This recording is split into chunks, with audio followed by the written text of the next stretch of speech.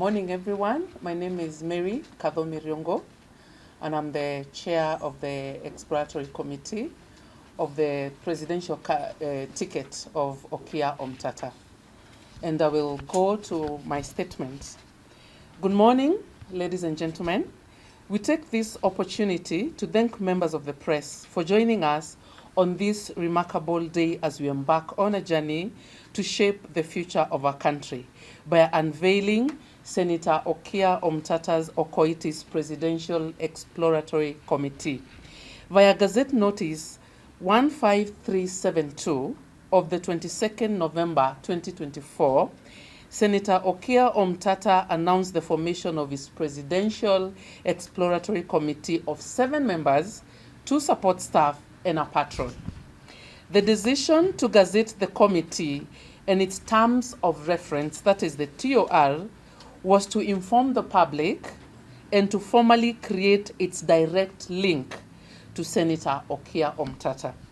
Collectively, the committee brings on the table the following job skills that will ensure full delivery of the TORs.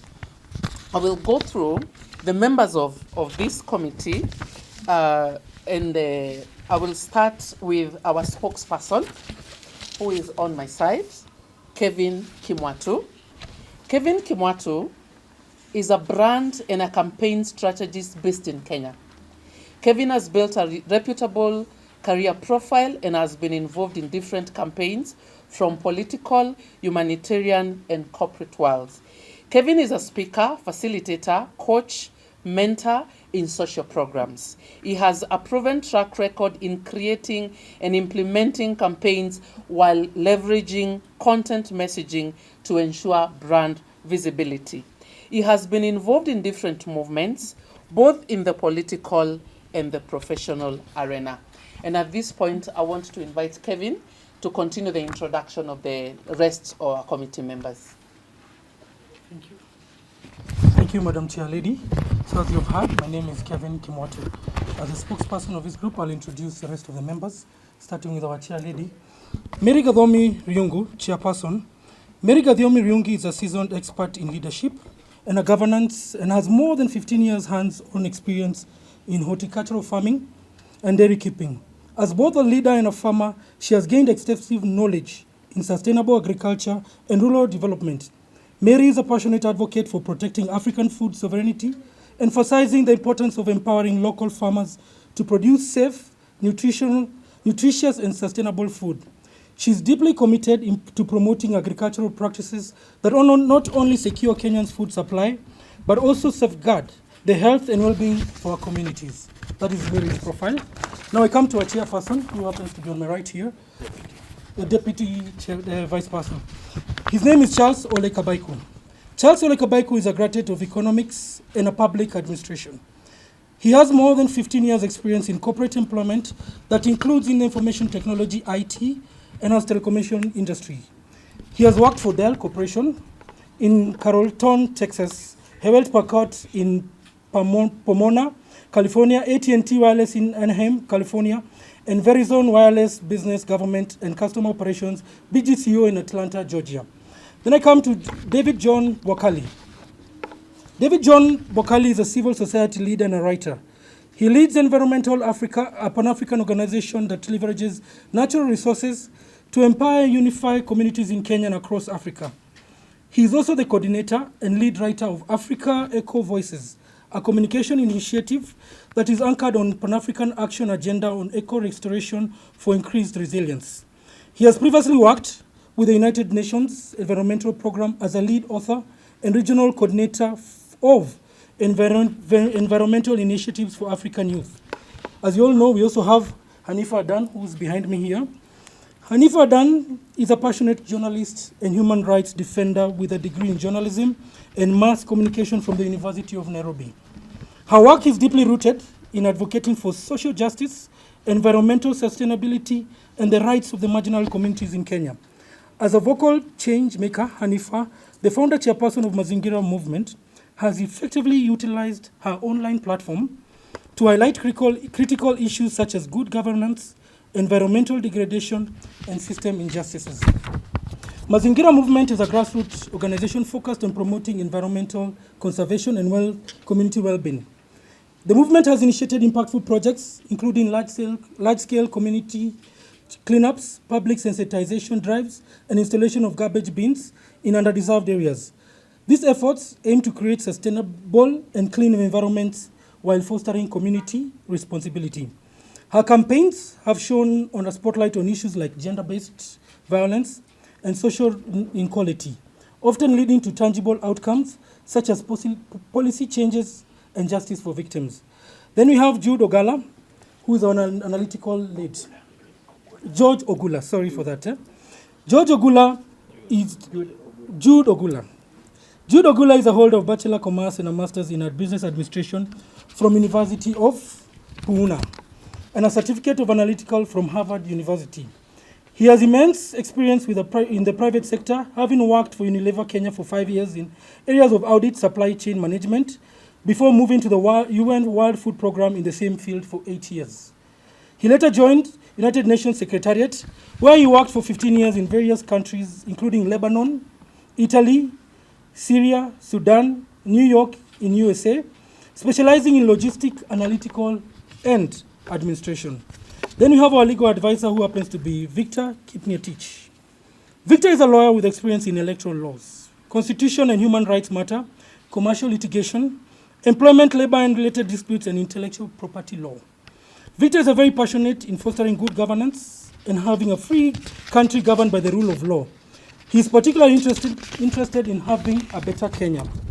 Then we have one of our secretaries, we have two joint secretaries. One of them happens to be named by Purity Dambuki. Purity Dambuki is a graduate of Public Administration and Conflict Resolution and Peace Studies from University of Nairobi. She has accumulated diverse experience across research and administrative roles. Her professional journey also includes national assignment, such as data collection with the Kenya National Bureau of Statistics. She's a passionate advocate for Sustainable Development Goals, SDGs, number 5, on gender equality. She champions women's empowerment and actively advocates for climate change mitigation and adaptation measures. She's dedicated to leveraging her expertise to drive innovation and community development. Our other secretary is Emmanuel Baraka. Emmanuel Baraka is a dedicated lawyer and a passionate advocate for good governance. He combines his legal expertise to champion justice, integrity, and equality leadership in all aspects and professionalism and personal life. So lastly, we have our patron, who happens to be our father figurehead, who is here behind me. This is Engineer Julius Okara. He's our patron. Engineer Julius Okara is a retired aeronautical engineer from the Derby Advanced College of Technology in England. He has served as the Managing Director of Kenya Airways, Chief Executive Officer of the Kenya Civil Aviation Authority and the Kenya Railways Corporation. He has also served as a Deputy Secretary in the Ministry of Transport and Communication and on several boards of Kenya, including KPA, which is Kenya Ports Authority, Kenya Airports Authority, National Housing Corporation, the Housing Finance Corporation, among others. He has also served as an airport management consultant for COMESA region and the African Union. He represents COMESA at the Bomas of Kenya Constitutional Review. I think that is all for our members. I'll hand it back to our chairperson to continue from where I've left. Thank you very much. Just a bit of a preview of what our committee is doing before we usher in Senator Okiya Omtata for a Q&A, and any other question, any other thing that we need to clarify. The committee will work to eliminate any obstacle to the viability of Senator Okiya Omtata's candidature at the 2027 general election. That is the mandate of this committee. Senator Okiya Omtata's goal is to make Kenya a modern, prosperous state by instituting economic and social reforms that will see Kenya's per capita income grow from the current mere $1,900 to $30,000. Such an economy will see Kenya achieve food sovereignty and provide quality and accessible taxpayer-funded basic education, universal health care, and public transport. The committee will lay the groundwork for Senator Okiya Omtata's successful presidential bid at the 2027 general election. Thank you, and let us move forward together with our Constitution as our guide, and may God be our protector. Thank you. Yes, thank you, members of the press, for honoring us with your presence. And I think you have heard what has been said. I have nothing else to add, unless if you have got a question for me, which I can then respond to. And where I can't respond, I'll ask my committee members to respond. Wanasiasa kuna nafasi yao na wataingia pale mbele. Saa hii si wakati wa wanasiasa, saa hii ni wakati wa kutengeneza mikakati na zile programs ambazo zinatakana tutekeleze ndio Kenya iweze kubadilika. Saa hii sio kupiga siasa, saa hii ni purely technical work ya kuweza kuangalia vile tutaweza kubadilisha nchi yetu. Good morning. That's a good question, and I don't think Okiya is the face of the Gen Z movement by me being in this committee. And I'd like to say this loudly and proudly that Okiya reflects with all of us Gen Z. Whatever it is we are fighting for and whatever it is he's been fighting for. So he reflects with our desire and our fight for a better Kenya. And that's what we all resonate with. And I think from the response we've got after he announced the committee, you can tell how well everyone took it, considering how badly and how aggressively the Gen Z and everyone is against politicians. I think you've seen that with the pictures of me going around with Kalonzo. So you see the reaction from that and from this is totally different, because everyone resonates with Okiya Omtata and he's fought for us. Like, we are fighting for this better country. He is for us. That's why everyone is taking this well, and we want to move forward with a good leader, a leader that cares, a leader that is for everyone. So he is not the face of the Gen Z. The Gen Z is leaderless and will continue to be leaderless. That's why everyone is free to align with anyone they think is good for them and is going to be good for the country. And they have accepted it. And those who have the majority, I think. So yes, no, we are still leaderless, forever leaderless. I'm not used to the media, so that's not really a place where I'm comfortable. But I've said it. My name is Julius Okara. We in this committee are very clear that Senator Omtata is suitable. We are very clear about that one. What we will be doing now is to check whether he is viable. In other words, what do other Kenyans think? And we know at the end of the day, we have to go and face voters at each of all the constituencies of the Republic of Kenya. And that's where we want to check what those voters think of our candidate. But for us, we are quite clear that he is suitable to be the president of Kenya and lead this country to a new vision and a new life of Kenyans. Thank you so much. Thank you. I think the issue is the source of funds. And we have had a problem with the campaign financing. In this particular case, we are going to depend on ordinary Kenyans to be the ambassadors of this change. And already there are indications that the Kenyans are going to do whatever they will do in their small spaces to make sure that this change happens. So the question of money is the least problem we have. And I saw somewhere somebody saying we require 27 billion shillings. I don't know how the mathematics was worked out, but we would want to know where the 7 billion shillings comes from. Because if an individual can raise 7 billion shillings to put in a campaign, then something is absolutely wrong with this country. Because that's not little money. In a country like Kenya, where we are fighting even with the question of whether we should add a few billions to county governments or not. So the question of financing is a question of design. We are not going to design our campaign on money. We are going to design our campaign on the people. We want to move the people. We want to get the people to see what we are saying. We want to persuade the people to come to our agenda. So we are going to burn our midnight oil, coming up with very crisp agenda. And our campaign design is not designed to burn money or to display some form of invincible sources of cash. We are going to hold small meetings in various spaces to get people to understand what this country needs and why it is extremely critical that the Constitution of Kenya and the rule of law become the foundation of the state. We are going to show a relationship between our failures as a country and our failure to uphold the rule of law and especially the Constitution.